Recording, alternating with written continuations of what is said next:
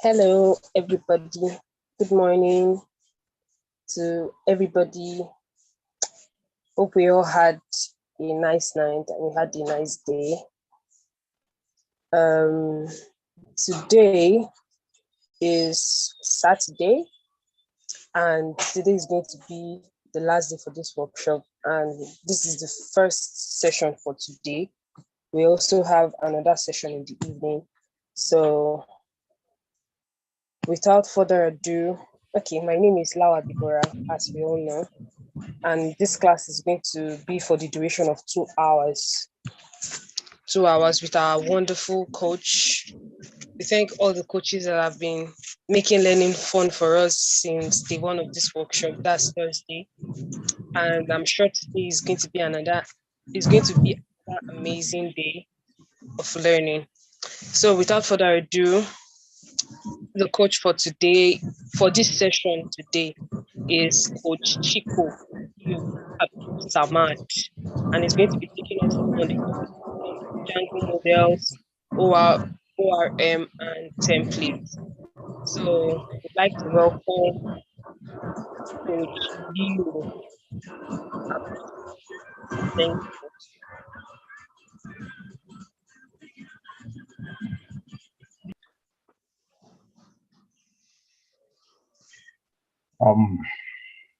I hope you all are well and fine. Please, if you can hear me clearly, do indicate.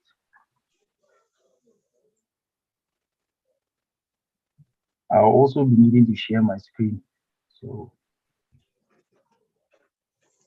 don't mind enabling screen sharing for me.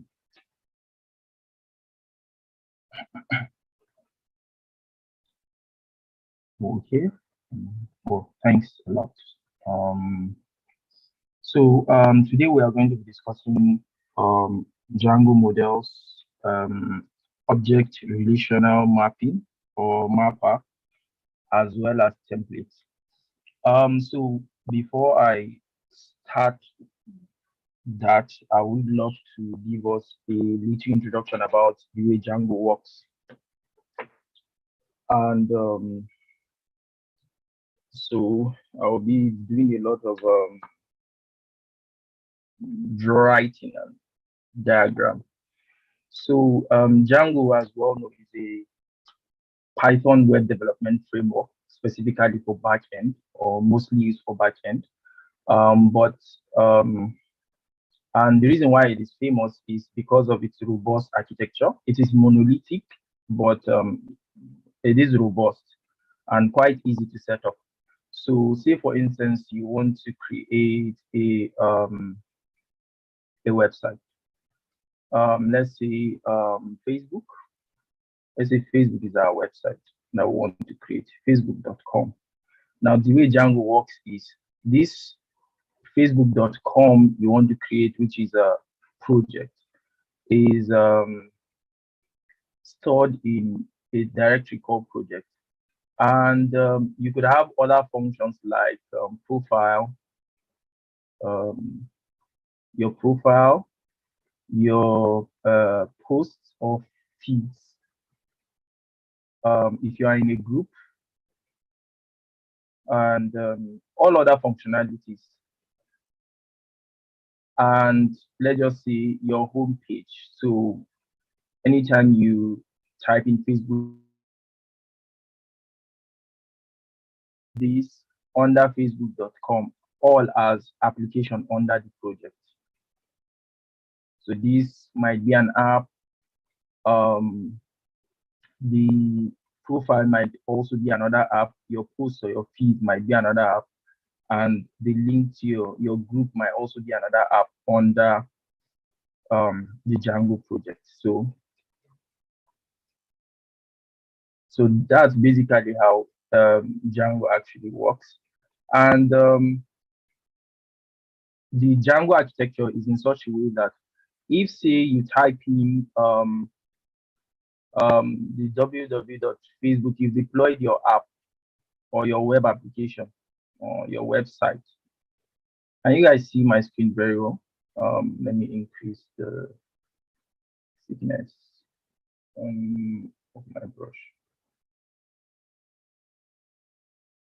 Please do indicate if you can see my screen.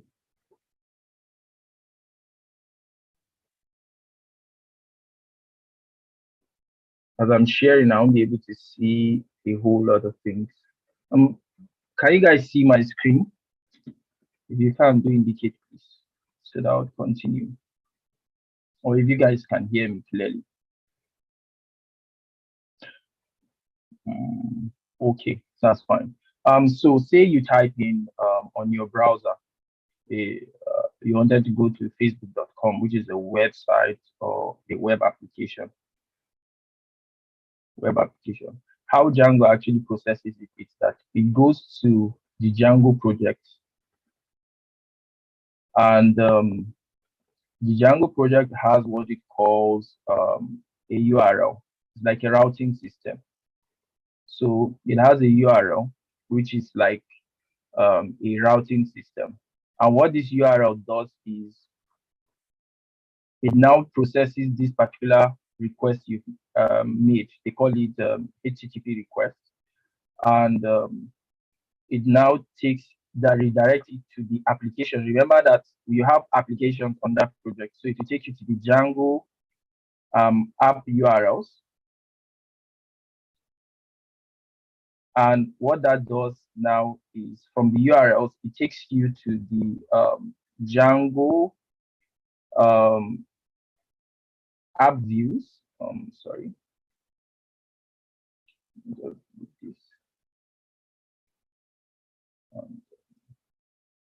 Yeah. So it takes you to Django app views. Then the views is the one that actually renders your.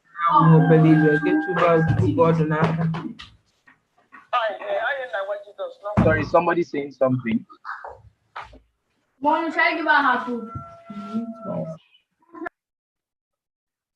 So it takes you to the Django app views. Then what that does then takes you to the template you actually want to render out for the request.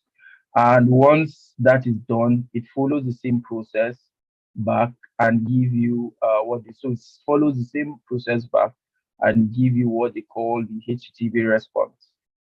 So that's basically how it works. Now, the Django project is in such a way that you have your Django project, and of course, the Django project has what they call the Django app, as I stated earlier. And under the Django project, the files you have on that Django project is settings.py, because it's a is a Python framework, so .py obviously. You have the urls.py. What else? I think you have the init.py as well. Underscore init.py. Then as for the Django applications, the files it has is the urls.py. That's default files. You have the views.py. You have your models.py, like that. And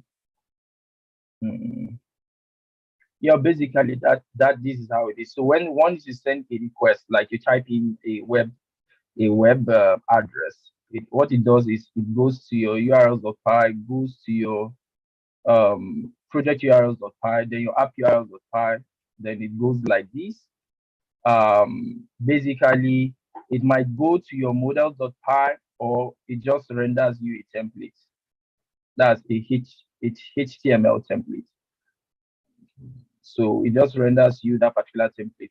So usually, That's basically how it works. So I just wanted to say this out there before we start. It's just easier if we know how the schema of Django works. So we are just going directly to the coding aspect now. Um, so, like I said, you have a project, and the project needs to actually sit on somewhere. You could decide to create a folder for it anywhere, and just name your project whatever name you actually want to build your web applications with. And so I think I'll just look for any folder, and let me see. Let's see, Django Girls is the name of my folder, and open my folder. So the first thing you're supposed to do is to create a virtual environment. I'm very sure this has been taught before. And why what that does is the virtual environment, while trying to run Django is like is a library, or it's a library, and it has like different versions the same way Python has different versions. So they use virtual environment basically for version control. So to control, you might not want the same two different projects to run on the same version, and it's because of that you actually create your virtual environment. Usually, in order to be able to install your virtual environment on your local machine using Python, what you do is you do pip install virtual environment. But I have virtual environment already installed. So if I do pip list, I'm going to see the list of things I've already installed, and I have virtual environment already installed. And to, if you want to activate your virtual environment, you need to actually create it. So you do Python dash space dash m space env, and the name of your virtual environment. So I could just see my name of my virtual environment is Django underscore girls underscore virtual environment and env, and it automatically creates a virtual environment folder for me, and this will enable me do all the installations I want to install regarding Django and any other libraries. If the particular version of Django I want to install and any other libraries.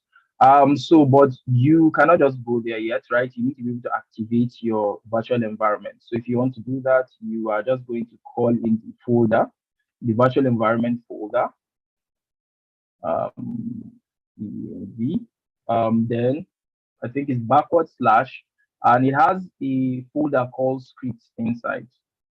And you just type the scripts, which has the um, virtual environment activation, which is the active.bit, but you could just say active.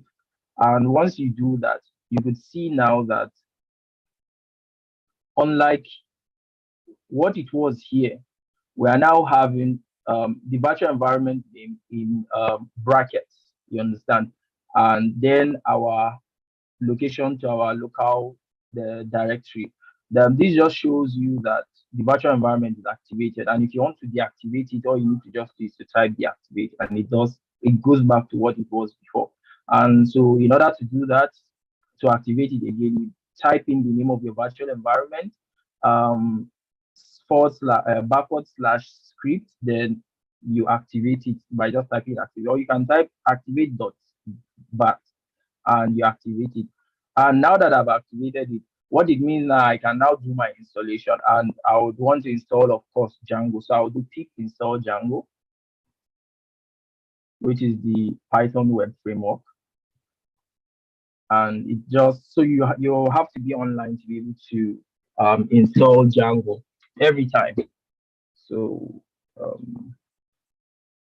we'll just give it a couple of seconds. Okay, so it has been installed, and Now, what I can now do is to create my Django project, right? So I would say Django. Let me increase my. Okay, so I would say Django dash admin. So if I want to start a project, it's start project literally, and the name of your project. Let's see. Let's create a project called Django Girls. And basically, what this will take in is some couple of things. Then space, then you put a dot sign at the end. And now in our Django Girls, you can see these are our project folder. So we have the init file. What this just enables you run your. It tells it just signifies that this is a Python package, so please run it as a Python package. This one is for your backend, your database, your settings.py. This setting does. Oh, okay. I think I I I okay, I mentioned this earlier. This settings.py is where you put all your settings, all your tweaking. You have also register your application in your settings.py.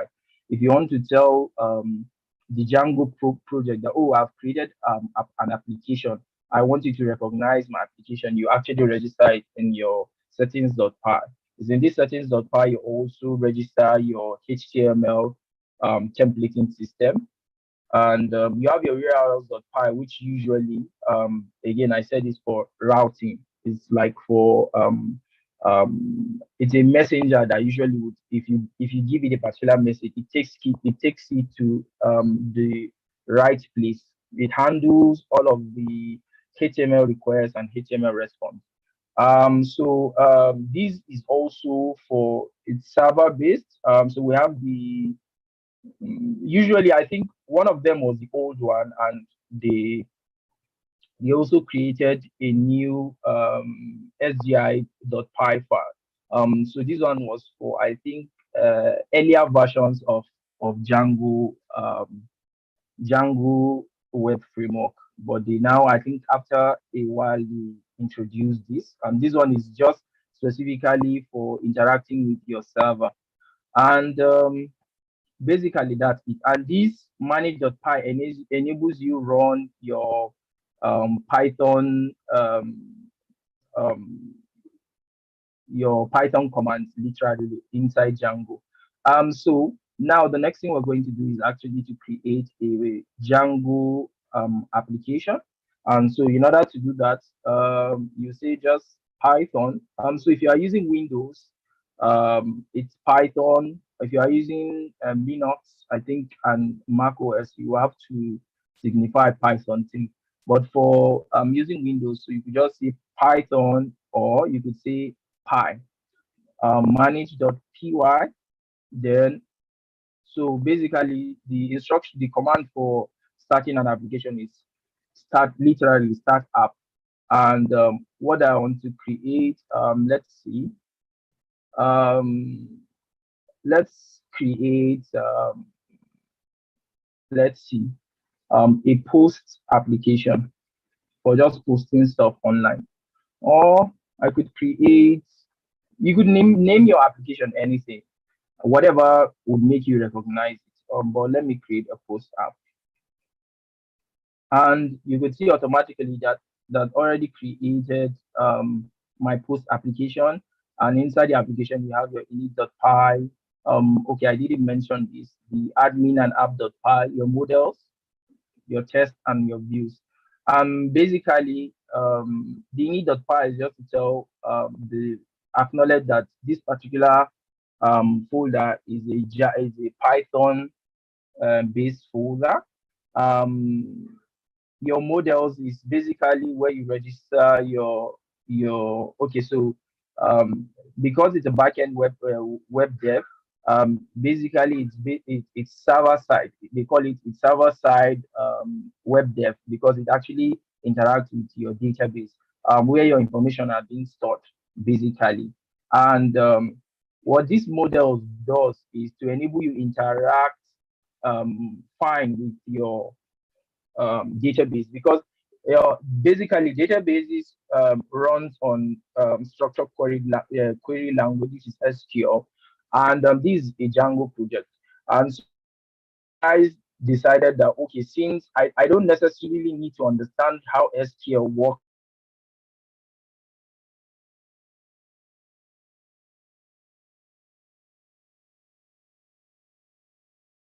to add queries to your template. If you want to fetch something from your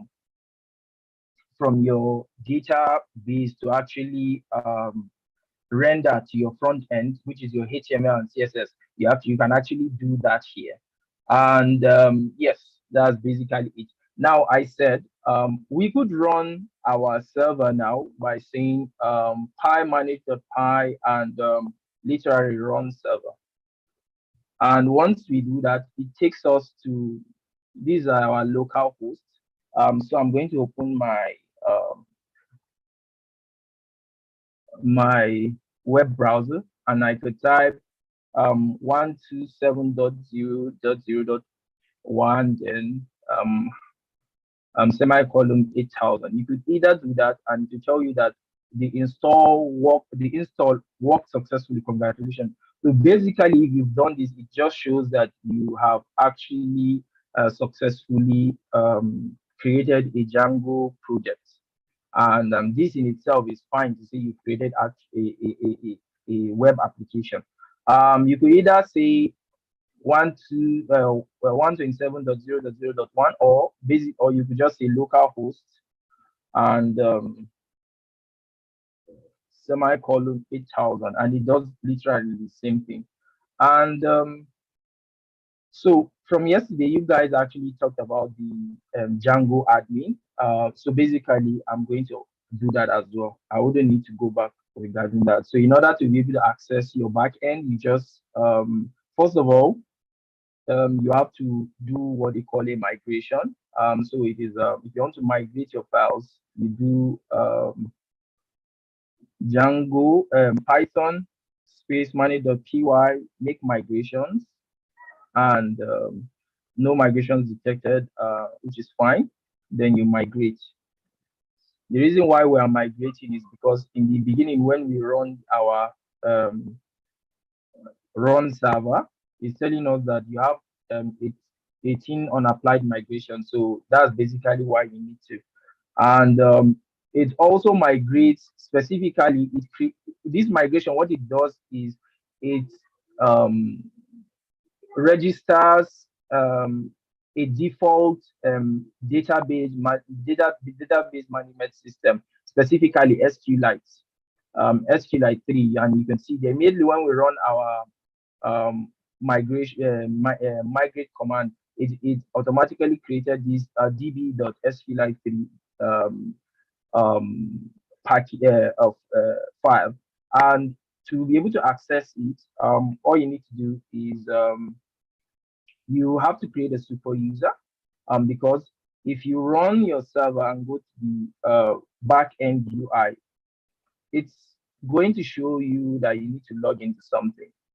And but we don't have any username or password, so you actually need to create one, right? And in order to do that, all you need to do is pymanage.py create super user. I'm very sure this was treated yesterday, so it asks you for username. I'm too lazy. I'll just type in username, admin, and this is for the development purpose. Please, for production, just create the habit of trying to enter an actual username and email address that you can remember. Password, I'm just going to enter something. It's going to give me an error that the password is too short, but I can override this by saying I want to bypass, and it automatically creates a super user successfully. So this is like an admin user, and basically the rules of app dev or web development, you have just one master user. You could create more, but it's just a rule. Um, so you enter a username admin and type in my password. I don't want to say it because I know I'm going to remember this. And what this does is it just gives us the default content of your database. And you have an authentication and authorization, which contains your user. And when I created my super user, basically it just contains anytime you create a user. So if you do some form of registration, it ends up in this user. I could just add more information, which is my first name, last name, because it wasn't provided there while trying to fill the form.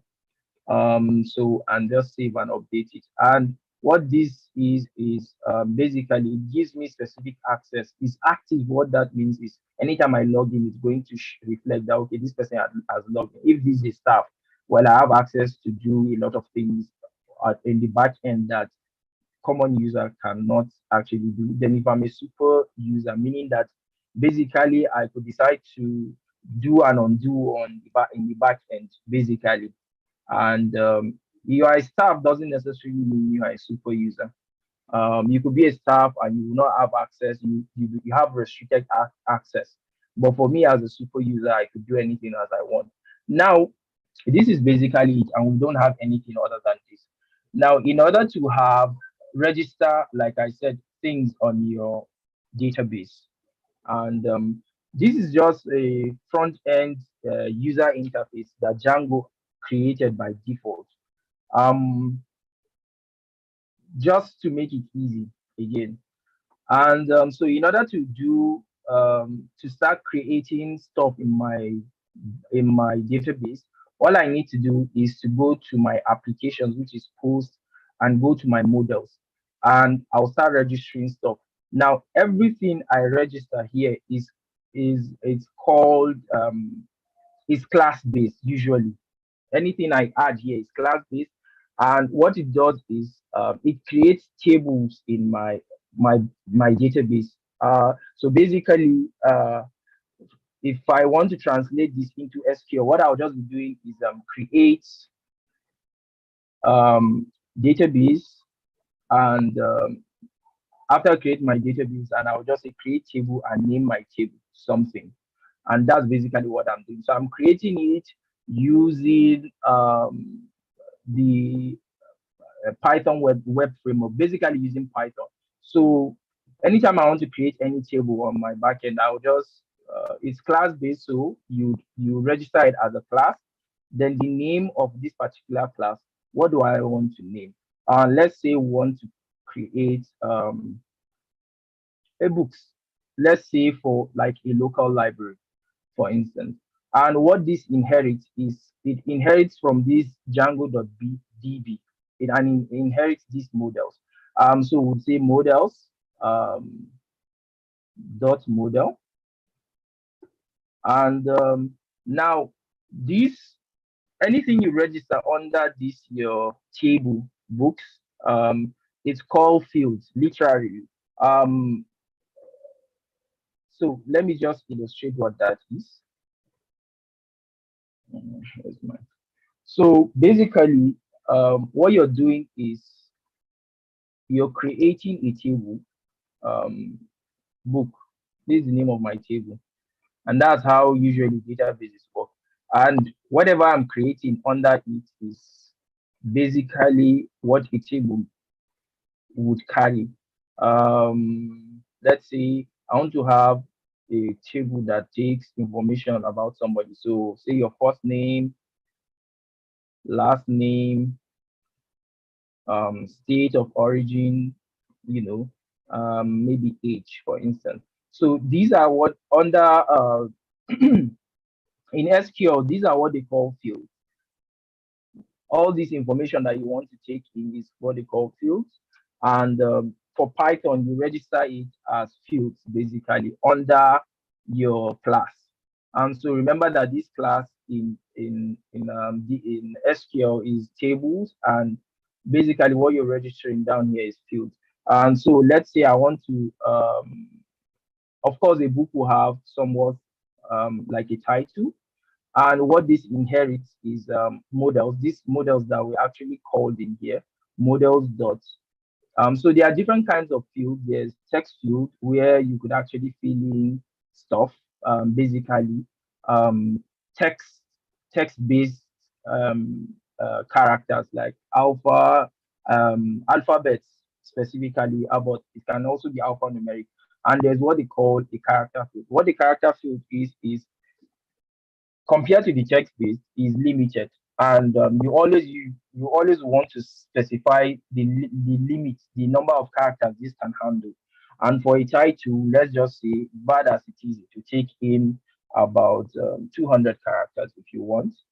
And you also want to specify, okay, in the event that I register this particular if I want to put in a title, what do I do if, for instance, I don't have a title? What do I do if, for instance, I just want to register everything but the title? So in order to do that, you would have to set what they call a null. And so is it going to accept null, specifically nothing? So true, it takes either true or false. So true meaning it's going to accept.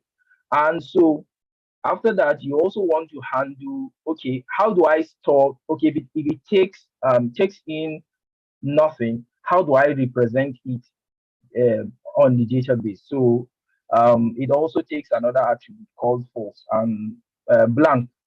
Do you want, what do you want to store it as? Do you want to store it as like a blank space? Yeah, basically true. And a book will also have some form of description specifically.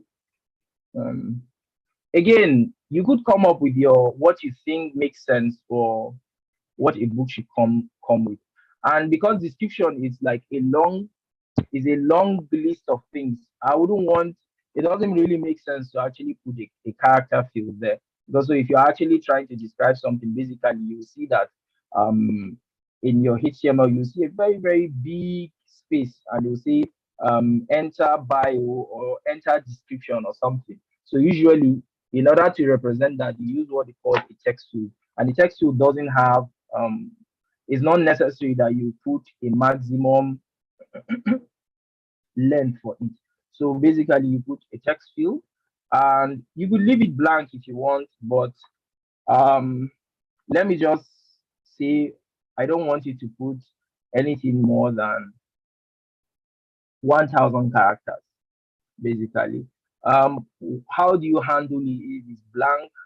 If you don't have anything to actually write, um, you set null value is equal to true, and blank to is equal to true, basically. So usually if null is true, blank is usually true. Um, let's say a book also have a type, an author, right? An author, and okay, so I'm going to leave this place now. I'm going to leave this place. Sorry, just for now, I'm going to leave this particular place. Um, oh, typing the wrong thing. So a book will also have an ISBN number. So you could actually state it as ISBN if you want. And it also takes ISBN is usually, I think, is alphanumeric, models dot char field. So you set a maximum length, and maybe I think ISBN are usually 13 characters. Yeah, if I can remember correctly. Usually, how do you want to handle null if you don't have an ISBN? Okay, create a null value for me, and store it as look for something to actually store this particular null value, so you could actually accept it as blank. Um, so basically, this is just it. Basically, this is just it. And in order to be able to um, represent this in a text format, in a visual format, you actually need to create a function, and I think is a string function. underscore underscore str, and what it will now take is the instance of that particular class, which is self, and it will just return something. I could just return. I want you to return self dot. Let's see. I want to print out something. Self dot. Okay, I want you to print out the title, and maybe um, let's just leave it as a title, and we could save. Now, usually, anytime you create any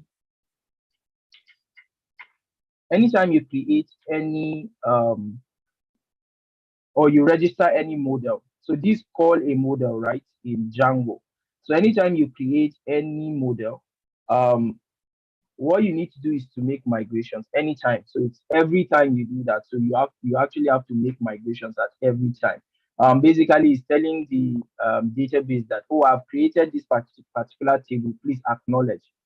So you make migrations, and oh, did I save this stuff? Okay. Yeah. So it's saying that no changes detected, and that is funny. Okay, so the reason why it's doing that is that I've not told um my Django project that I've created an app, so I actually need to do that. Actually, I forgot. So in order to do that, you go to settings.py and you go to install apps, and you just add the name of your application, which is post. And so this a Python list. You could put a comma or not, and you save. And when I've done that, so all I need to do is just to repeat the same process. And so it will tell me that migration for posts, created model books. So then I'll also so when you make migrations, you just migrate as well. And so it already applied a migration. Now, all I need to do is to run my server and go to my backend to see if it's already there.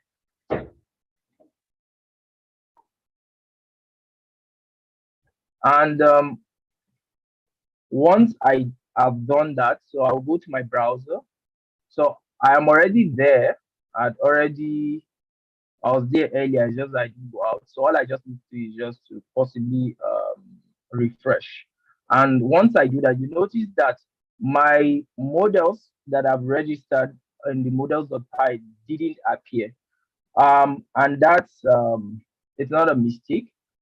So when you register any model or an SQL table in Django, you need to go to the app.admins or the admins.py under the application folder, and you need to acknowledge that you created a particular model for the backend to register it. Oh, you created a particular model.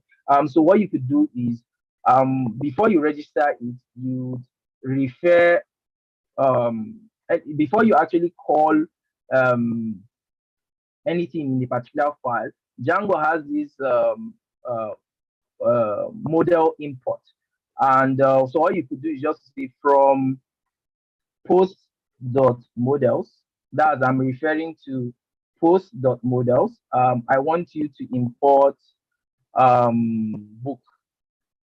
The books, yeah, and automatically I'll be able to now do call my model inside my admins.py. And in order to register it, you just say admin dot site dot register. And what are you going to register? Your books. And please always remember to save. Once you've saved, all you need to do is now to go back to your database user interface and refresh. And automatically, once I've done that, um, it creates that particular model for me on my backend, which is an SQL table. But if you notice that when I wrote book, I wrote books as the name of that particular model. And unfortunately, it's showing me book with a double S. And it's a reason. Now, watch what happens if I decide to just change it to my models to book and save. And remember, anytime you do any changes in your models.py, you need to migrate. And so I'm going to make migrations. Okay, so there's an error here. So save,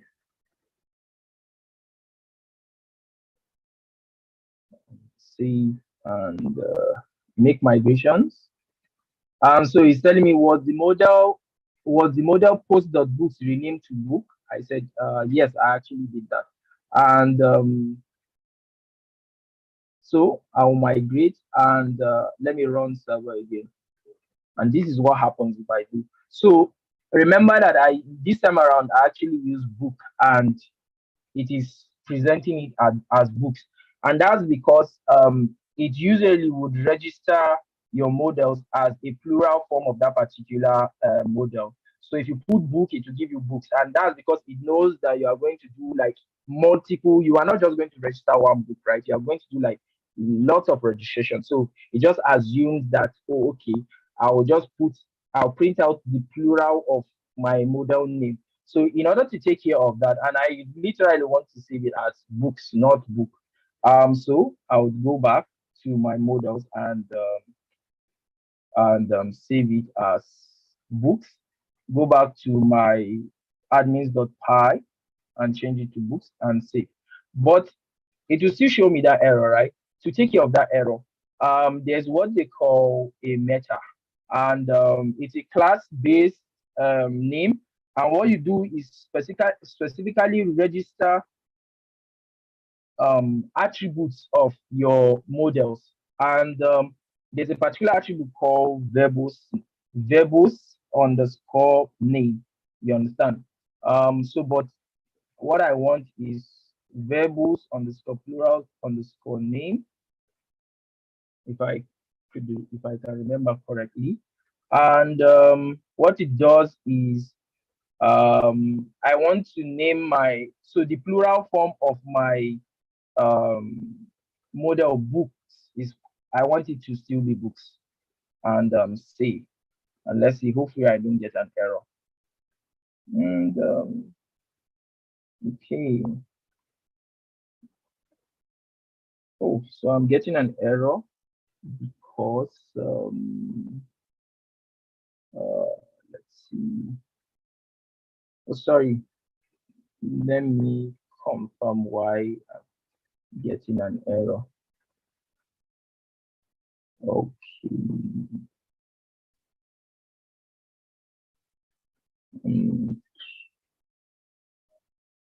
So just kindly hold on. I want to confirm why. I think what I wrote was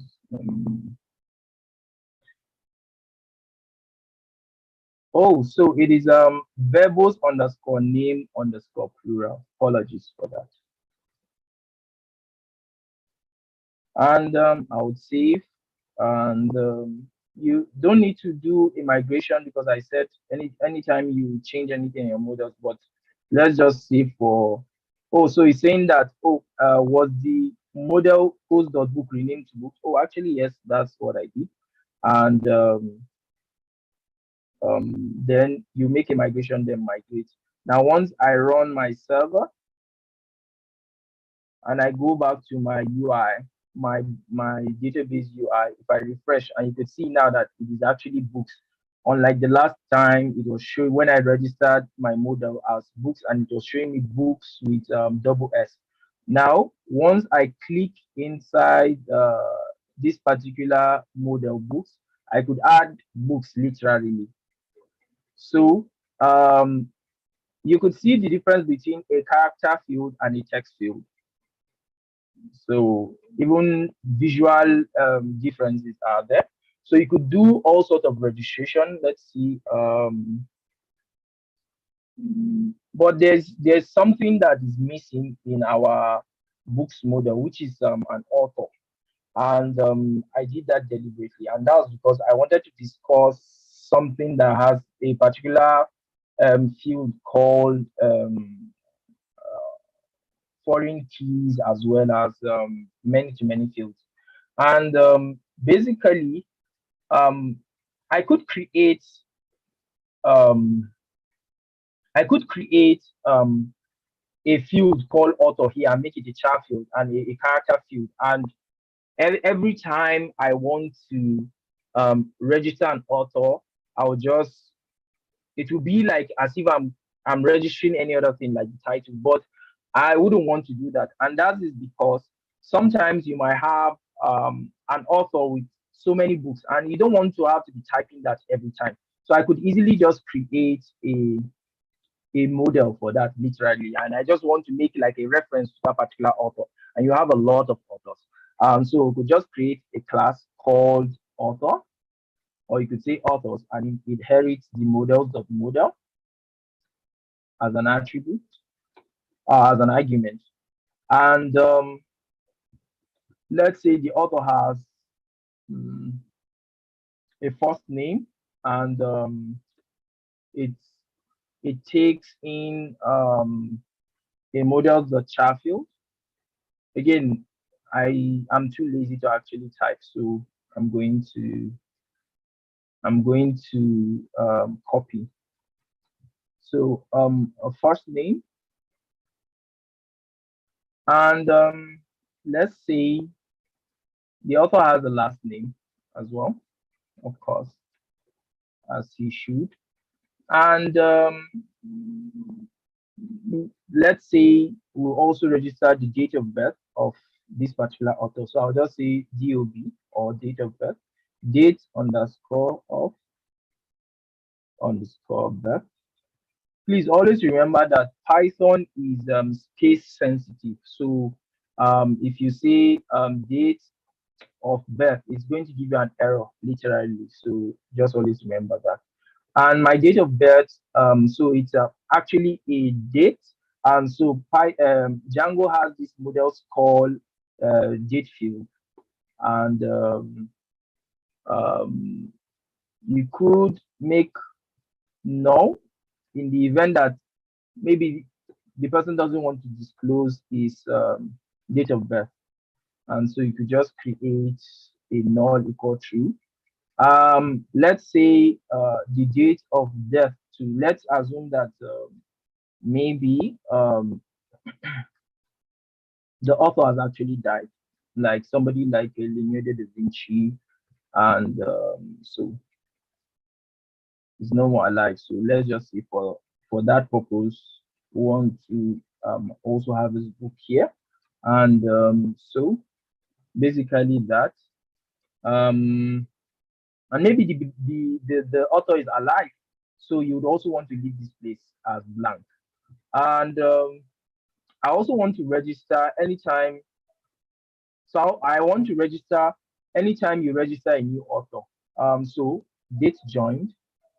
I want to be able to hold um I want to be able to record that as well. Of course, I want to know the day you joined. I could use the date time field, and what it's going to take is I don't want to have to be doing that every time, because so a let's say this particular author is a user, and anytime he joined, I want to actually track that, but there's no way of me doing that manually. So you can actually do like an auto configuration of this, and it takes in what they call the auto underscore now underscore add, which is true.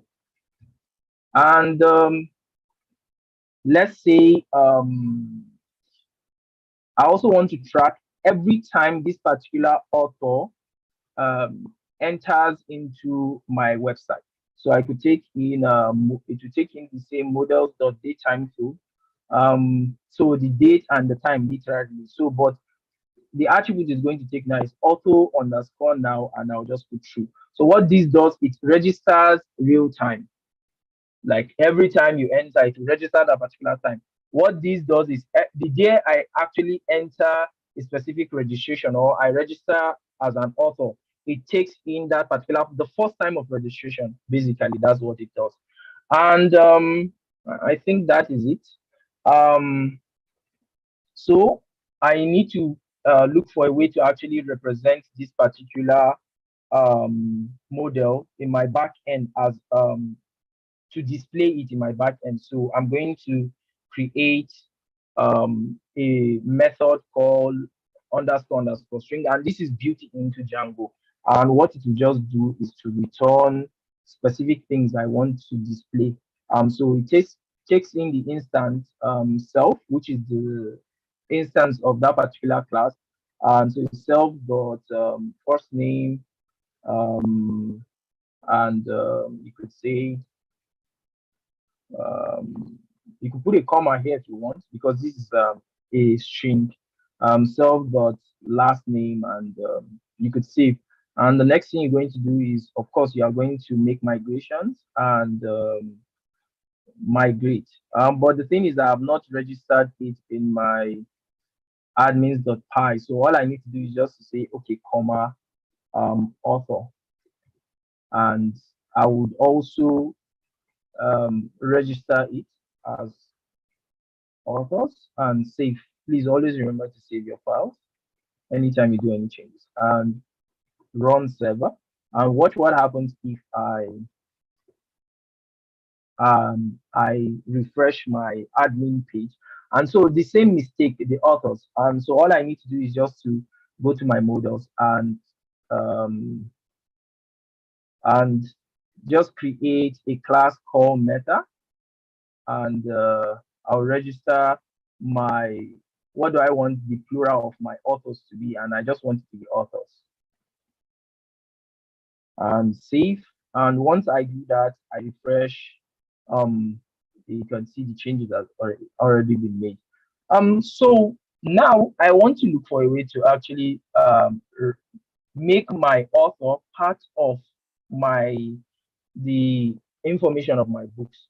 So what I can do is now to do like a relative reference, and you can do that using what they call um, one-to-one fields. There are actually three different kinds of fields that you could do relative reference into. So you do one-to-one fields, foreign key, as well as many-to-many fields. What specifically what I'm going to use here is foreign key, and what that means is that an author can have many books, literally. One author will have many books, but you could only have one book to a particular author. So for the author, this author will have many, can write many books, of course. So you have many books, literally. Let's say book one, okay, like somebody like um, R.R. Tolkien, for instance, or somebody like what's her name? J.K. Rowling. She has Harry Potter up to about 8 different books, right? We have um, the Chamber of Secrets, right? Like that, Prisoner of Azkaban, Deathly Hollows 1, 2, as well as so. But you will not see Harry Potter, this same book that has a different author, right? I think it is not even allowed. It's a crime to actually do that. So you represent, you make, so anytime you want to register an author under this particular book, so you make what they call a relative reference to this particular author using what they call a foreign key. Basically, because you can have one of these with plenty books, but you can only have one book to one author. That's basically what it means. And so now, in order to actually do that, I would create a field called author, and I would say models dot, it will inherit what they call a foreign key. And I'll also make reference to that particular of the particular model I want to make reference to, which is the author. And so you could put, I think it's authors. Now, there is a particular attribute. Okay, so let's say I delete an author. What do I want to do with that book I registered with that author? So you the attribute is called on delete. So if you delete this particular author, what do you want to do with this particular book?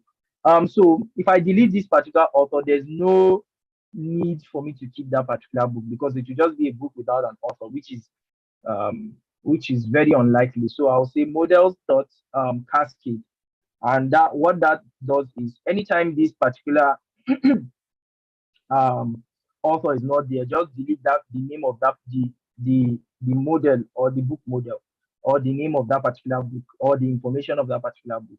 And I don't want to set this as null equal true, because a book should have an author. And so basically that's it. I would save, and I'm going to make migrations. Did you tell me I've added something? Oh, okay. So it's giving me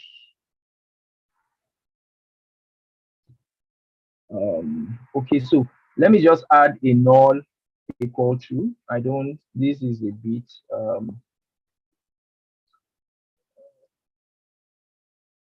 just for.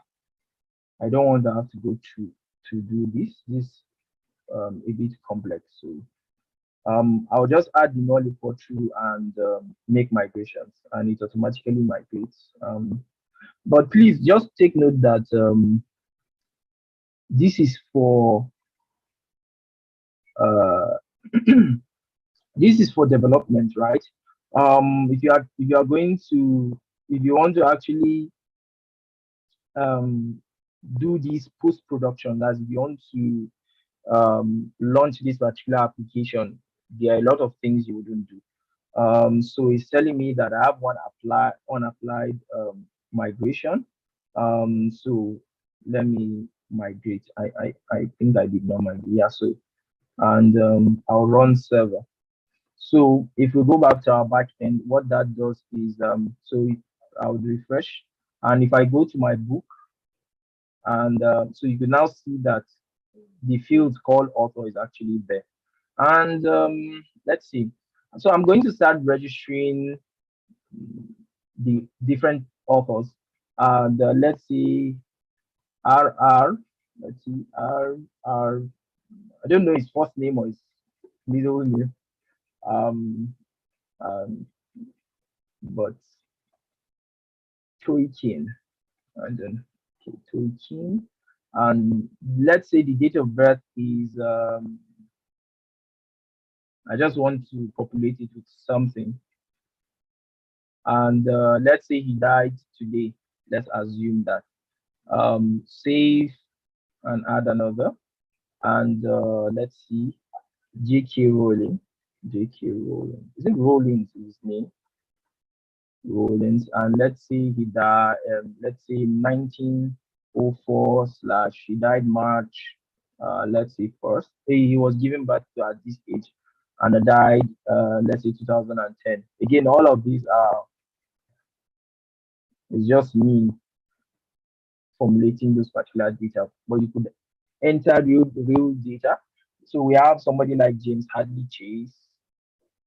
Let's just say James Chase, and let's say he was given birth to in 20 or 1990 01 27th of January, and let's assume he's alive and safe. Now, what you see now is so what you are seeing, these particular names I've registered that it is displaying here is because of this method. Now, watch what happens if I comment on this particular method and save it. This is what happens. So it just comes out as the object of that particular class.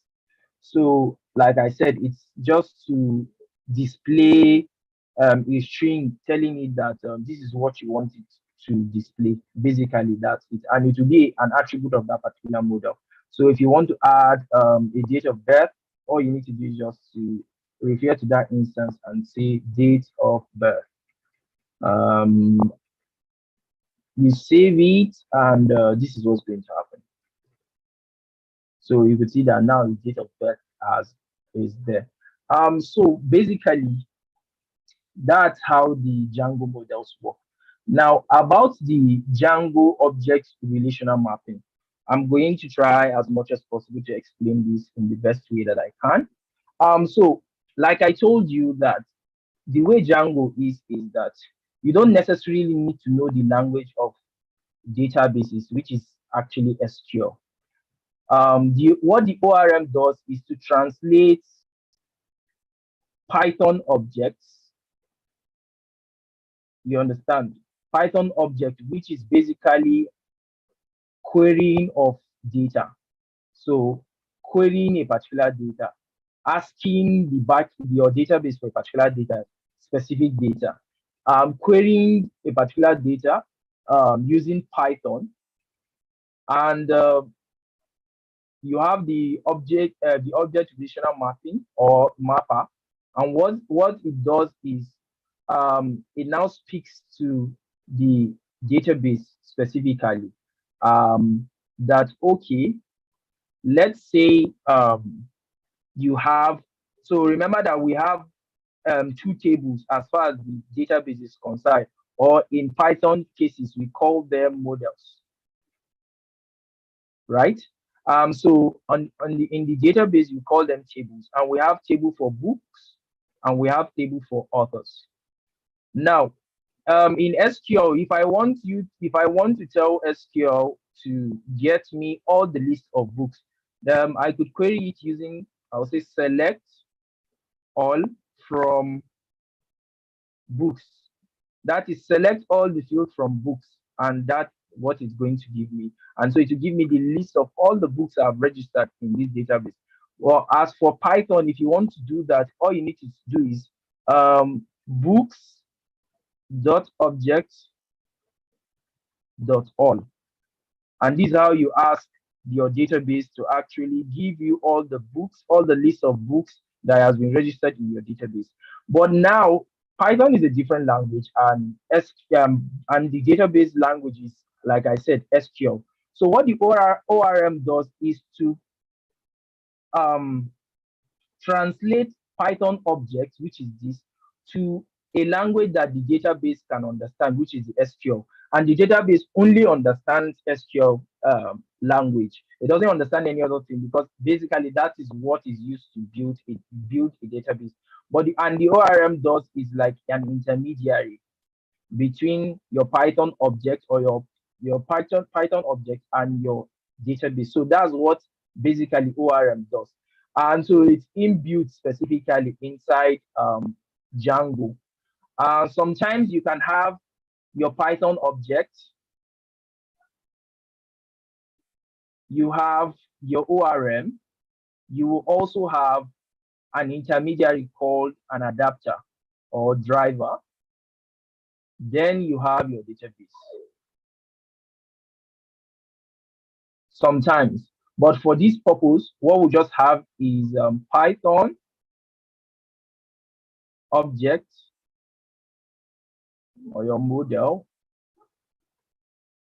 your ORM, and your database. For this particular purpose, and that's because it's using SQLite 3. But if you're using other databases, like so we have different database, we have SQLite, we have MySQL, we have Postgres SQL. So Postgres SQL. So if you're connecting to something like MySQL, you need what they call a MySQL connector, which is an adapter or a driver. The same thing with Postgres. If you're connecting to a Postgres database, you need what they call a G. It's an adapter. So G2, I think. Yeah, if I remember correctly. But for this particular purpose, SQL is actually built inside Django. SQLite is actually built inside Django, so we don't need an adapter for that. So it can either be the first one or the second one, basically. But being that we're using SQLite, you don't actually need an adapter for it, so it's built in. So I just wanted to state what the ORM is. So object relational mapping, or you could say a mapper. So what this does is just to convert Python objects to something that the language that the database can understand.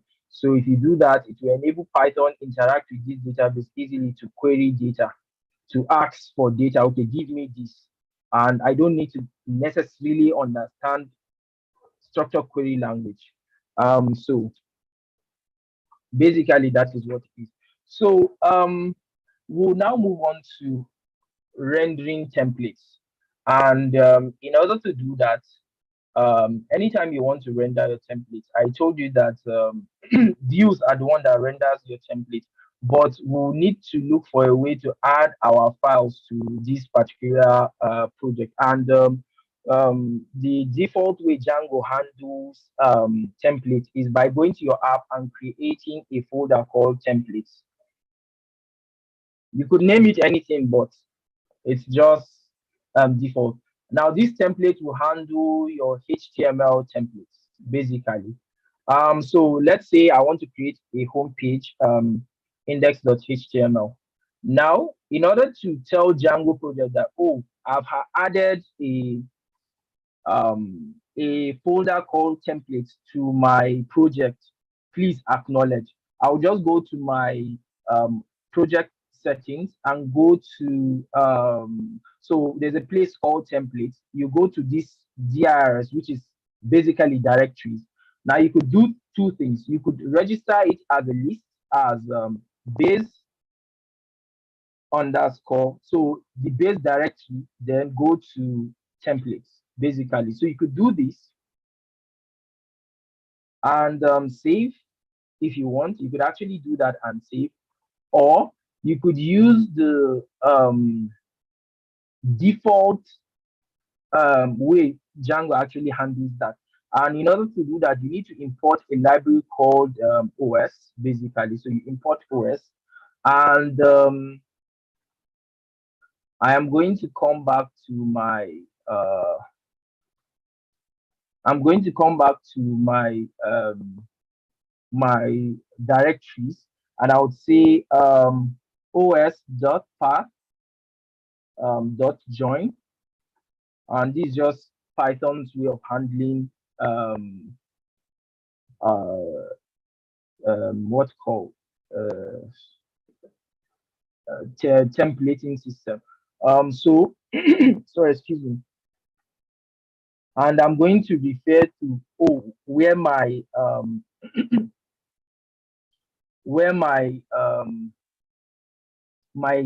what is the name of my what is the name of my folder, which is basically templates. Um, so you could do this or do that. So anyone works.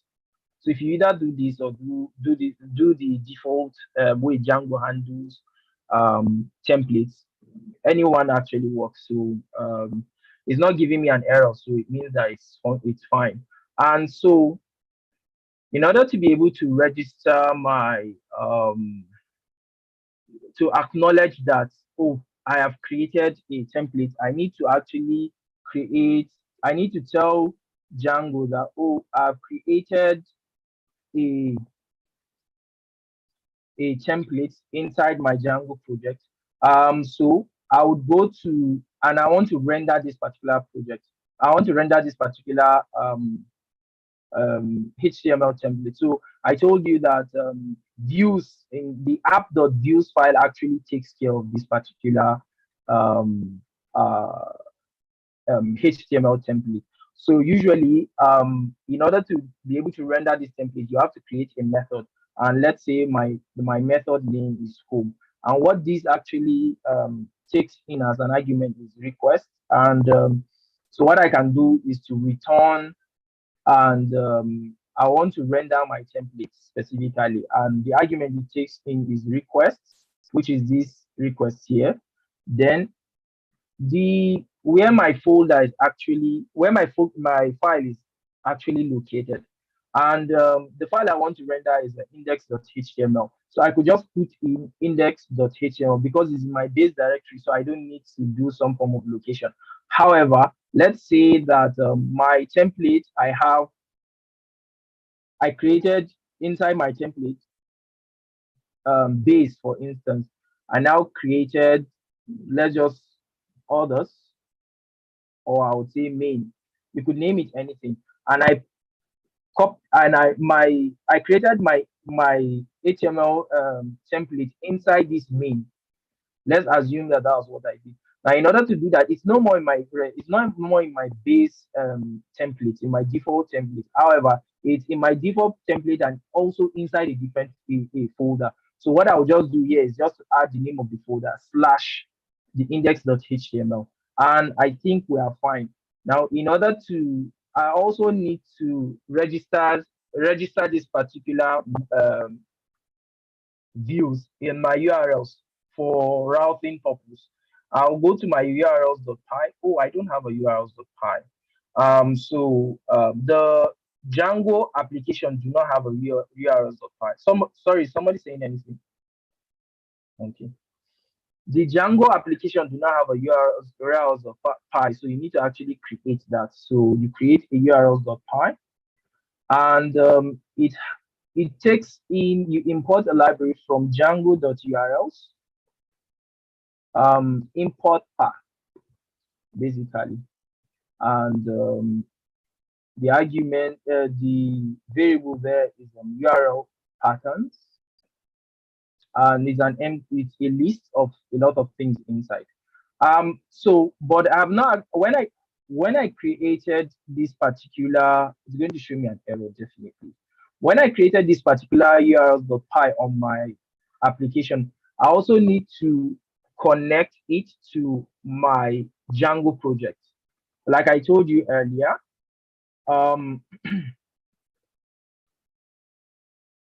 so the Django, when making requests, it goes to a routing system, which is your Django project.urls to your Django app.urls, then to the views, to the template. So I need to really look for a way to connect this to this, and from this to this. You understand? And so that's basically what I'm doing there. So in order to connect my application urls.py to my project urls.py, I would need to acknowledge the fact that I've already created a urls.py for the app. So it takes in the urls, django.urls, and import path as a library, and it also takes in an include. And what this include does is I would create a path. This is my path address basically. So anytime I go to localhost, without adding any address, just give me this particular thing. So it will take in the include that I added to this Django.urls, and what it's going to take in is just going to take in a string of my application name, then .urls. Basically, I'm referring to this urls.py. So to take in posts.urls, and that's just all. You save. Okay, it doesn't show me an error. Now I'll go back to my urls.py to be able to register my my views, my method, the method in my views. So what I'm going to do is now say from dot views, or from dot import views. So you could say from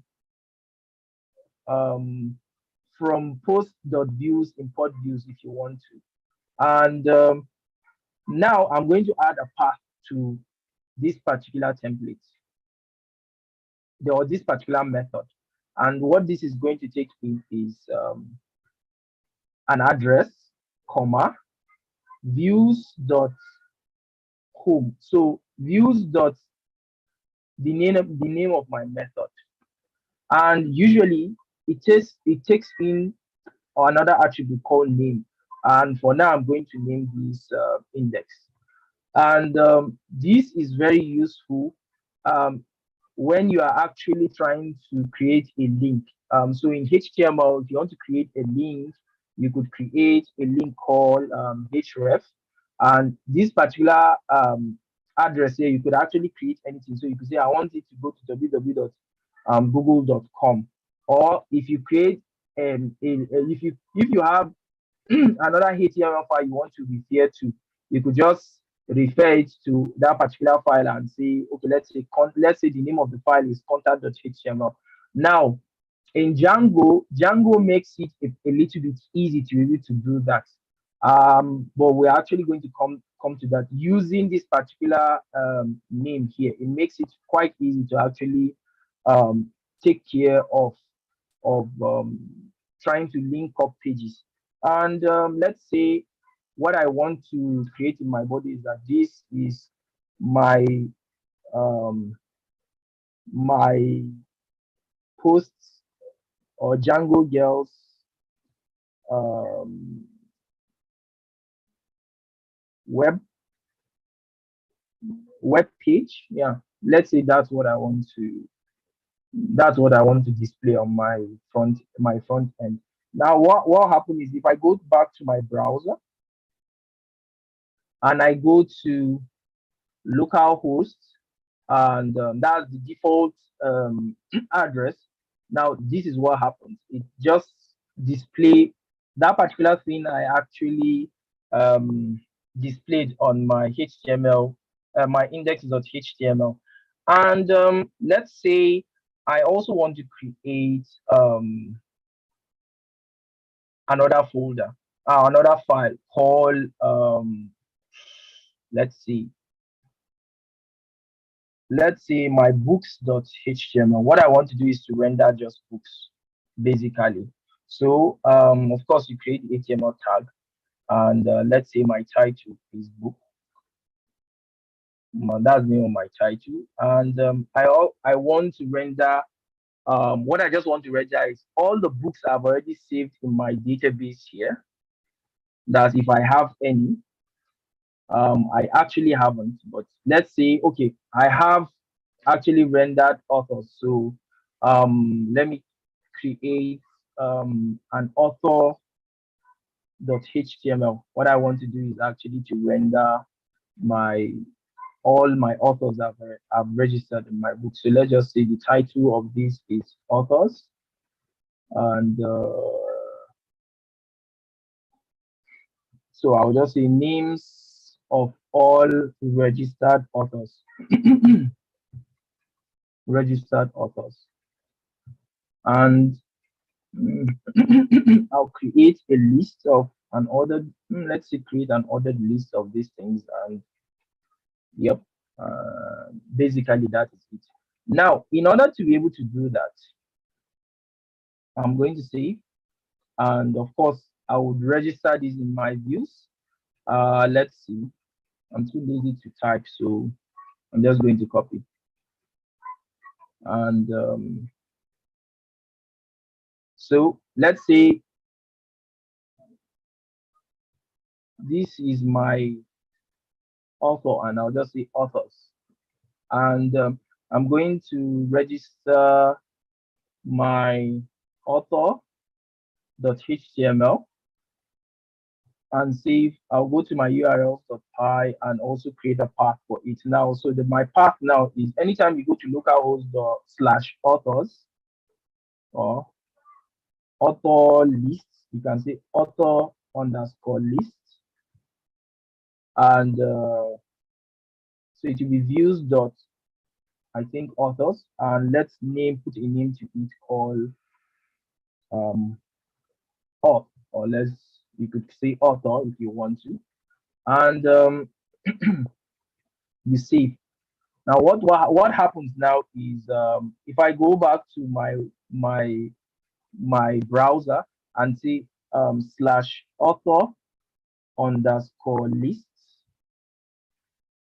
Now look at it.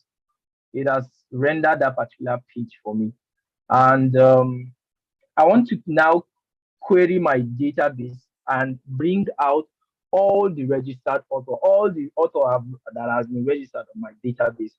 In order to do that, I will create what we call a Python object. And let's say, and I'm going to create what they call a Python object, and I want to name, I'll put a variable called author as my as my as as the object that was as the variable that actually represent my object. So in order to call, so say I want to call everything inside my database, all the authors inside my database, I'm going to refer to this my author model, these models that I created here. So I would say in my views now, I'm going to say my authors dot objects dot all. So what this means is that give me all the registered authors in my database basically. Now, in order to refer to this author, I have to make my model a module of a module in my views. So I'll just say from, I can say post dot models, but I'll just say from dot models. It's still the same thing. Import um import authors, and let's just say for the sake of, I don't want to repeat this again, I will say import books, and everything is fine here. So in order to register, in order to be able to access this particular um object, I'll create a list and a dictionary, and I'll create a dictionary of with a name and a key. And my name, I'll just, you can name it anything, but my key would be this author here, and save it. Now it becomes so easy for me to use Python to call this particular um, registered authors in my author template. That's my author.html. So in order to do that, what I can just do is to create like a I would do what they call an iteration, a Python iteration, and for me to do like a Python iteration, it's what they call a Python for loop. I'll create a curly bracket and percentage, a double percentage, and I'll now say, okay, for author in, and what I'm referring it to is the name that I gave this particular object in the dictionary. For author in authors, and of course it's a loop, and I'm going to end that particular loop with an end for. Now what I'm now going to do is to create a double curly braces, or a double curly bracket, and what I'm just going to call is this particular author here. So I'll just say author, and I could say author dot. Now this now gives me access to all the attributes in my models, in my author models.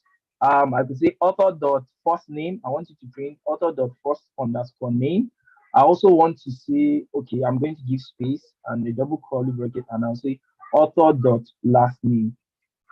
Author dot last name. I could say, okay, in between, I'll just create a comma, and I would save. Oh, it doesn't give me an error. And once I refresh this, you could see the automatically it generates all the names that I registered in my back end, which is all of this in HTML template, all just with the use of like just 3 lines of code, just 3 lines of code. Now, if you go back to the to my author page, if I right click and go to inspect page source, it will look as if I created an ordered list and I created manually typed a list of everything inside um, my author models.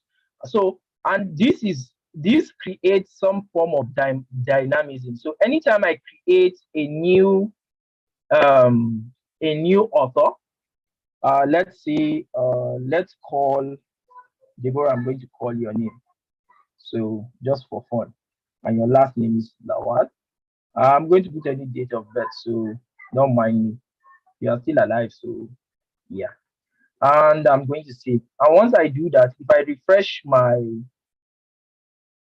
my author list page, it automatically creates it. So it creates some form of dynamism. Now I don't have to go and be worrying about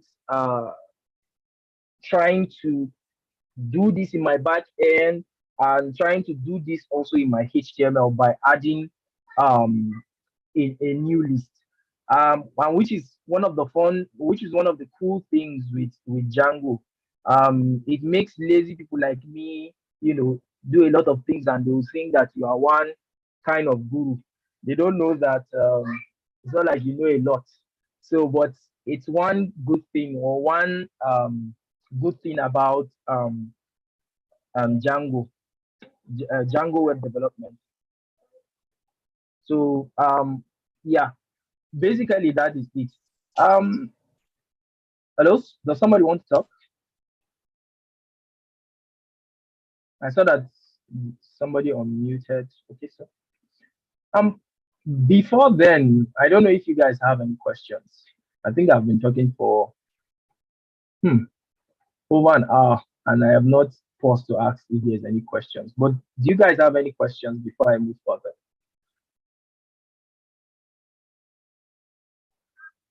Um, any questions, please, before I move further? Deborah, do we wait till after the session, then we ask questions? Okay. So, Yes, after the section, then they will ask oh, questions okay. Apologies for that. on the group. Um, oh, okay, that's fine. So, and that's one dynamism of, or that's one fun fact of Django. It makes life looks very easy. So you don't need to be a guru in the front end HTML, CSS to be able um, um, to create a website. All you just need to do is to understand your basics of HTML, CSS, possibly JavaScript, and if you know Django, it will assist you a lot. It will push you further, and somebody will think that you're an expert in web development. So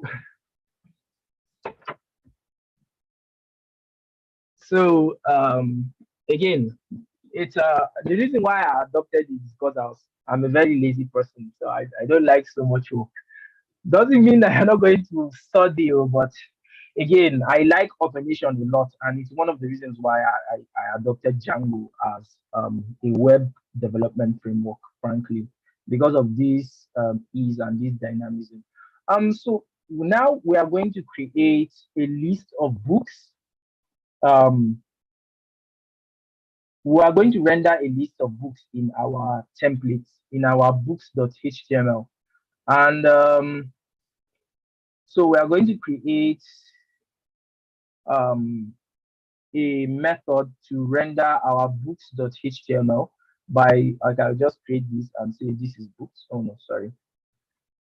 The name of my method is books. And so it will be books.html. And I'm going to comment on this, and I'm going to just take this off for now. And I'll go to my urls.py for my applications and create a path, a route for this, and I can just create it. So anytime you go to my default address /book_list, and so just give me render the books.html, and I'll just say this is book. You could name this name anything. It doesn't have any format, right? So you could say books, you could just say S if you want, just something you can remember. And if I save this and I go to my, let's just say the title is books, right? So this is my book page or web page, for instance, and save. And so if I go to um, my browser and type in, let's see,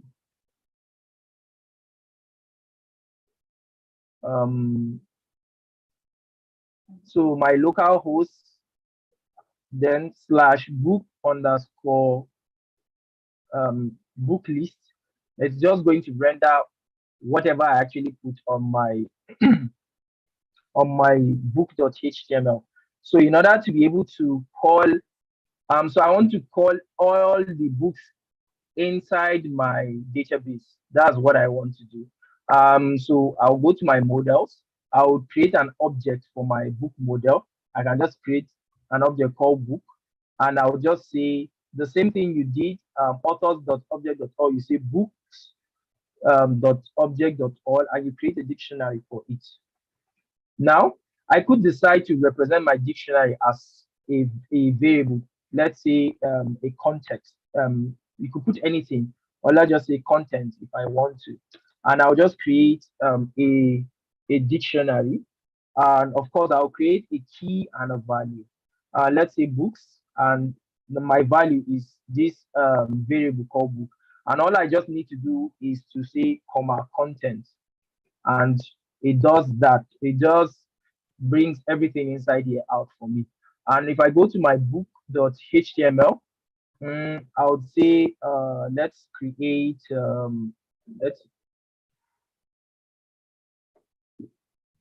let's make this a paragraph, and paste, and I'll create an unordered list.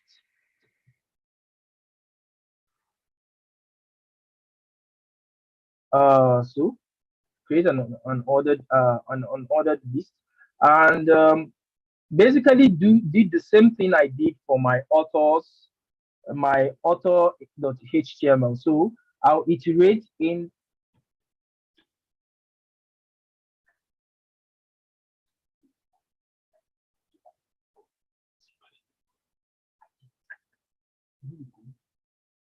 So I'm going to create a for loop to actually iterate um to my in to iterate all the books registered in my book model, and I will now say for book in books. You could say okay for I in books if you want, or for K in book, or for, so let's say I'll put my name for Liu in books, and I'll end my uh for loop, and all I need to do is to create a double curly bracket, and say and call um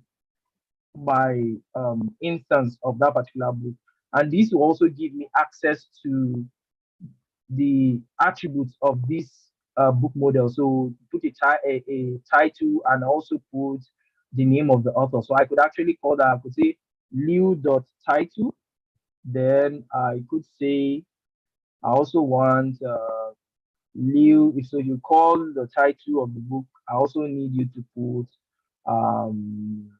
the name of the author as well. Now you could put a comma in between, and save. But because I've not registered any book in my back end, well, that's my back end, I could just easily go back to my book and register. So if I refresh, I'm not going to see anything. But once I start putting informations, registration of books in my database, let's say Harry Potter and the Prisoner of Azkaban. Prisoner of Azkaban. As Azkaban. Azkaban. So Azkaban. So this is a fiction, a fictional book about Hogwarts School of Magic. Hogwarts School of Magic. Who authored it? The name of the author is J.K. Rowling, and ISBN. I could just enter any 13-digit ISBN, and I would save and create another. And once if I refresh, you could see that it has created, um, it has automatically created this, or actually said an ordered list. Oh, it's unordered. Sorry, I wanted to create something different. So to just bring out this. So if I refresh, it does this. And so basically, the more I create books, so Harry Potter and the Order of Phoenix and the Order of Phoenix, the Phoenix, right? And this is a, I think this is the part, the Order of Phoenix is like part 5 of the Harry Potter series, I think. So the author is J.K. Rowling. Yeah, J.K. Rowling. ISBN is a unique value. So save, and I would refresh. Basically, and it keeps doing that. Okay. And unfortunately, I called the author, and it's actually bringing out the name of the author. That's the first name, last name, as well as the date of birth. And it's because in my models.py, I was referring to when I wanted to print this out in my user interface, my backend user interface. I said we should print out um, first name, last name, and date of birth. So there's a way I could actually make my back-end interface, that database interface, make it look more cute and nice. And so in order to do that, you go to your admins.py to actually do that. And so you create a class. You can create a class called, let's say, authors admin is the name of my class. And this inherits admin.models admin. So it inherits admin.model admin. Yeah, so, and I could create, it has a property called list display. And what this does is I want it to make this, I want that, so it just auto. So I want to create it in such a way that it should come out in a tabular form. And I know what this is, Deborah is, Lowell is, as well as this date that is here. So it will create, it has a property called list display, and you could either create it as a list or you could create it as a tuple. Anyone is fine. So I'll create a list, and inside my list, what do I want? I want to call all the attributes, or the attributes I want to display. So I want to call first name, last name, date of birth, and date join. That's just what I want to call. I want to display in my user interface for my database. So I'll say first underscore name, last underscore name, um, the date of birth, date underscore of underscore birth, and what else? Date joined, date joined. Let's see. Save. And so in order to register this, all I need to do is just put a comma in where I register the authors and just say authors admin and save it. So if I come here, I refresh, you could see that it has created it in a tabular form for me. And once I go back to my front end, which is my HTML template, if I refresh, it doesn't remove that. I don't know. Okay, so let me go to my book template and see. So I said author. So I said dot author. So I could also access. So when I call the author model, I could also access what I want to actually bring out of the model. So what I just want is the first name and last name. That's all I want. So I could say dot first name, and yeah, so I could also say dot last name. And so once I refresh, so it automatically, I don't want to have to show the date of birth. in the attributes of the book. So that's specifically to the author. I don't want to have to do that for the book. Now, but I have a problem here. If I want to go back to my author list, I will have to go back to my address and type in author list. And that's very, very inconvenient. So what I can do is to create what they call a link, and I'll just link it. I'll just so anytime I click on that link, it takes me to that particular page I want. So I want to create a link across all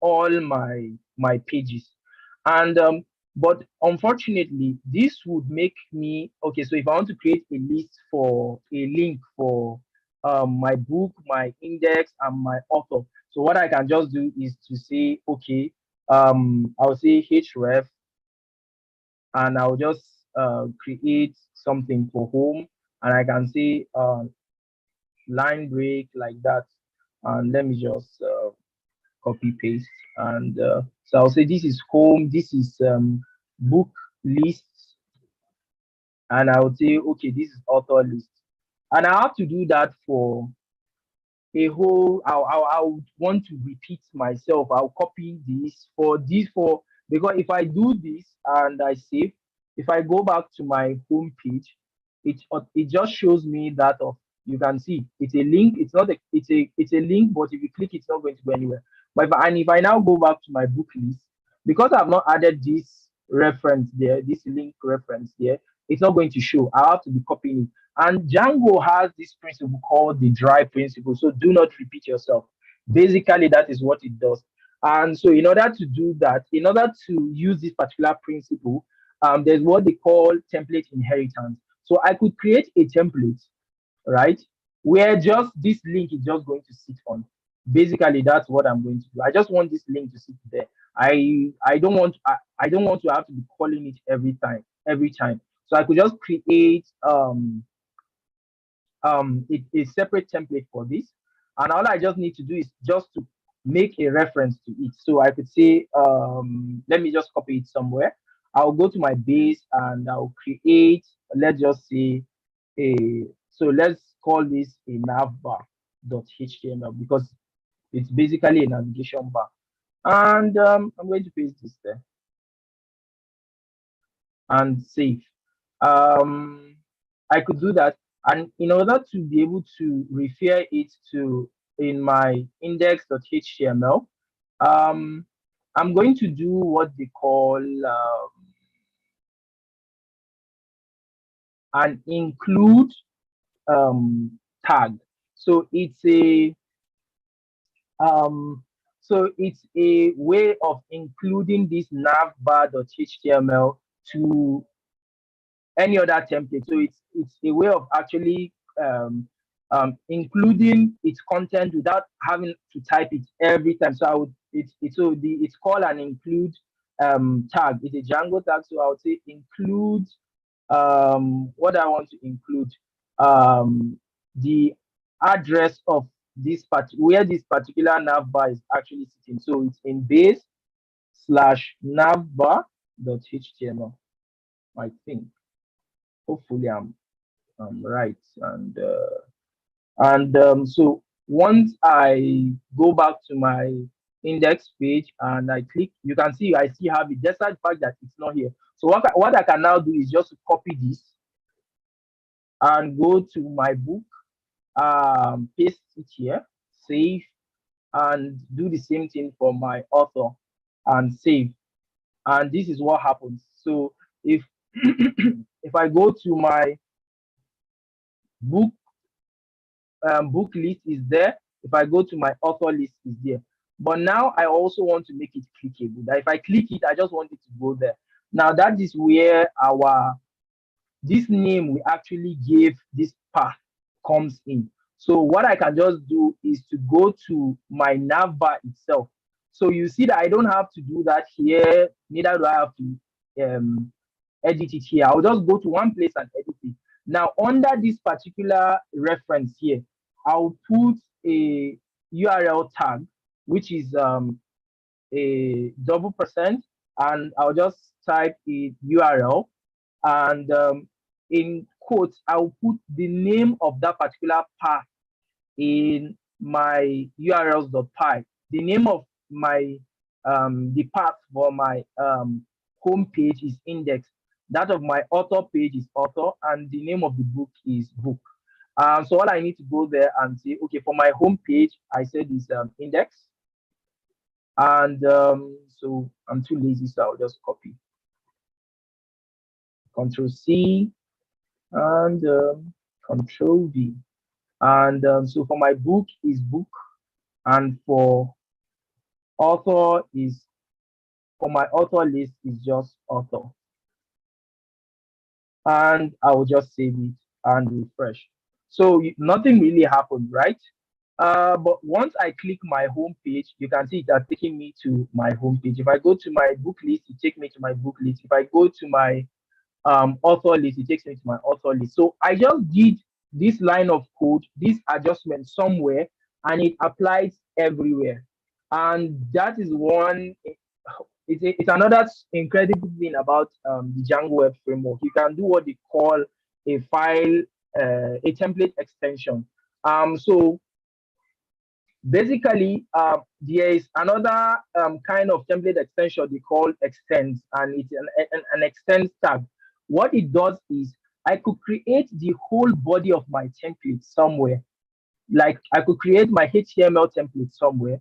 I will do an extension of it, and all I just need to do is to include unique things to each particular page. Let me tell you what I mean. So let me come to my base folder and create a generic .html. Now what this does is just to take my HTML5, and in this title here, let's just say it's going to, I want to make it dynamic, so it will take what they call a block title, and it's an open and close, it's a open and close tag. And let's see, and block, since block, no, end block, sorry, end block, I think.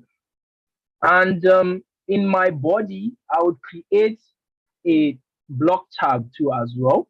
But what I want is the, let's say, content, and you could name it anything. Now, what this does is I created a universal HTML, basically a universal HTML tag. And let's see. So in here, I'm going to say, what I want to do is to include this inclusion that I did. I'll just copy this and include it on my universal page here. And because I'm too lazy, I'll just copy, paste, and save. Now, this doesn't do anything. Literally, it doesn't do anything. However, in my book, my book.html, now what I can now do is to delete all of this stuff. Just delete everything up to here, and delete everything up to here. These are the only things that are unique to this particular page, and I can do the same thing for here as well. I could do the same thing for here. And what I'm going to do now is for the index, the same thing. I'll just delete everything to this place, and delete everything to this place. And this is what is unique to this particular page. What I'm now going to do is to include a tag called an extend tag. Now, what this does is it will extend this generic HTML. This is my universal HTML that I want it to replicate in each and every file, but I just want it in one place, and I just want it to replicate in each and every HTML file, but I don't want to have to write a whole lot of copy and paste. I just want it somewhere, and I'll just call it out or extend it. So the file is in base and underscore generic dot html. And now you see this block content is the content that is peculiar to this particular page. So I'm going to call it out here again and say block content, and you could name it anything, please. So, but it's a block tag, so you have to include the block and end block and save. So what happens now is if I go to my default address and refresh, you can see that it still gives me the same thing. But if I go to my book, it does the same thing, but it did extend these particular links that I wanted, and that's because I've not applied it. I just deleted everything here. So what I can do is the same thing I did here. I could just copy, and that's because I am lazy, so I'll just copy and paste and end the block tag here, end block, and save. I'll do the same thing to this as well. Paste and end block. So you can now see how my template, my HTML template has drastically reduced when it comes to issue of code, writing a lot of codes and confusing yourself. And so what happens now is that if I refresh, the same thing I did is the same thing I did, and nothing actually changed. So you can see that it still applies and nothing really changed, right? And so if let's say assuming that I actually want to make this look more nicer and more clean. So what I can just do now is I think I am going to add a block. I think it's a bootstrap bootstrap attribute. Let me see. Let's see. Okay, so here I'm going to add. Let's see. It's a div tag, but let's continue fluid. Yes, fluid. And this is you don't need to worry about this. And let's see dot row. You guys don't literally, you don't need to actually worry about this. It's just it's a how like it's a CSS thing, and you just don't need to worry about it. I just want to apply a particular design to the rest, and let's say 10. And yeah, so I'll just carry this, include, post it here, and Control X, and paste it here, and save. And what that does, it just applies a whole lot. Okay, did I save this stuff? I didn't save it. Okay. Ouch, I did not save it. Sorry, please excuse me.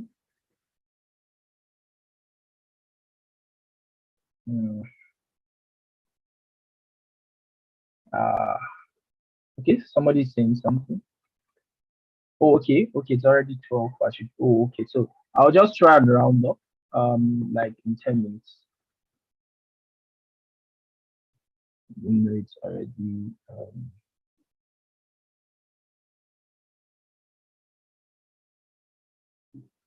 basically that is it. It is supposed to work. I don't exactly know why it isn't. Let me try and refresh and see. Didn't work. Let me create an incognito and do the same thing and see if it works. Didn't work. So I guess oh, I'm supposed to actually add like a bootstrap thing. So sure. Let's see if it will work now. Still did. Oh, it worked, but not in the way I would like it to be.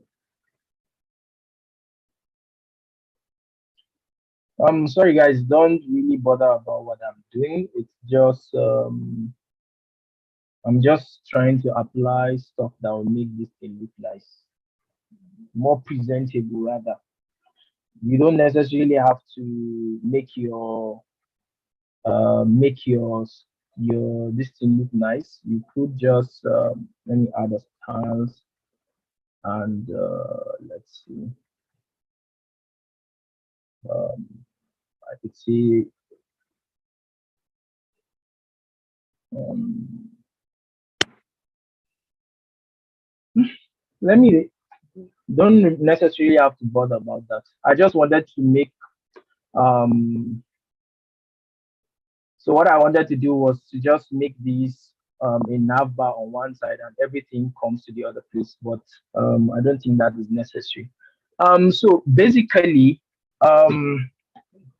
this is how will I say, this is basically how a website in or a web application in Django is actually built, and you could see that it makes you just write very little code and it generates a whole lot of things for you, and it's really very interesting, although it actually takes time to learn, but it's not that it's not doable. It just takes a lot of time and a lot of practice, and the more you practice the more you become better at it. And basically what Django helps you do is to make your website as dynamic as possible without with writing very minimal code. And I hope you guys really enjoyed this session. Thank you very much, and I hope to see you guys hopefully some other time, hopefully. So thank you very much. Yeah. Thank you very much, Coach Liu. We had an amazing time. I'm sure every other person learned a lot. Thank you for impacting such great knowledge into us. On behalf of Django, Django Girls community, we say thank you very much. And to everyone, thank you for staying till this time. We'll see you later in the evening for the second section by 4 to 6. Thank you very much, everyone. Very much. Have a wonderful day. You too. Bye. Yeah, bye. Okay.